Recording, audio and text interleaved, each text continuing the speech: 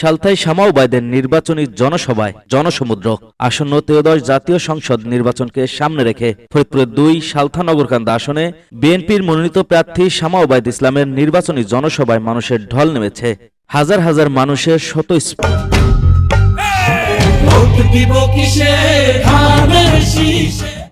অংশগ্রহণের জনসভায় স্থল পরিণত হয়। সোমবার ৯ ফেব্রুয়ারি বিকাল ৫টায় ফরিদপুরের সালথা সরকারি মডেল মাধ্যমিক বিদ্যালয় মাঠে বিএনপির আয়োজিত ধানের শীষের বিশাল জনসভা অনুষ্ঠিত হয়। বিএনপির সাংগঠনিক সম্পাদক ও ফরিদপুর ২ আসনের বিএনপির প্রার্থী শামা ওবায়দ ইসলাম রিঙ্কু বলেন, ১৭ বছর পরে আমাদের ভোট দেওয়ার সুযোগ এসেছে।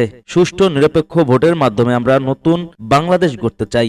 শামা ওবায়দ আরও বলেন, বিএনপি সরকারে গেলে সব ধর্মের মানুষ নিরাপদে থাকবে, মানুষ নিশ্চিন্তে ঘরে ঘুমাতে পারবে, দেশের সব খাতে ব্যাপক উন্নয়ন হবে। বিএনপি এদেশের কৃষক, শ্রমিক ও দিনমজুর সহ সকল মানুষের দল। বিএনপি ছাড়া এদেশের মানুষের ভাগ্য উন্নয়ন সম্ভব নয়। আপনারা বিএনপির সাথে থাকলে দেশের ব্যাপক উন্নয়ন হবে। যুবকদের কর্মসংস্থানের ব্যবস্থা করা হবে, প্রতিটি পরিবারে ফ্যামিলি কার্ড করা হবে, এই অঞ্চলে হাসপাতাল হবে, বিশ্ববিদ্যালয় করা হবে। তিনি আরো বলেন, আমরা সালথা নগরকান্দাকে দুর্নীতিমুক্ত, চাঁদাবাজি মুক্ত, সন্ত্রাস মুক্ত ও মাদক মুক্ত করতে চাই। এলাকার মারামারি কাইজা নিরসন করতে চাই। আপনারা ধানের শীষে ভোট দিয়ে এলাকার সার্বিক উন্নয়ন করার সুযোগ করে দেবেন। আমি তো আপনাদের সেবা করতে চাই।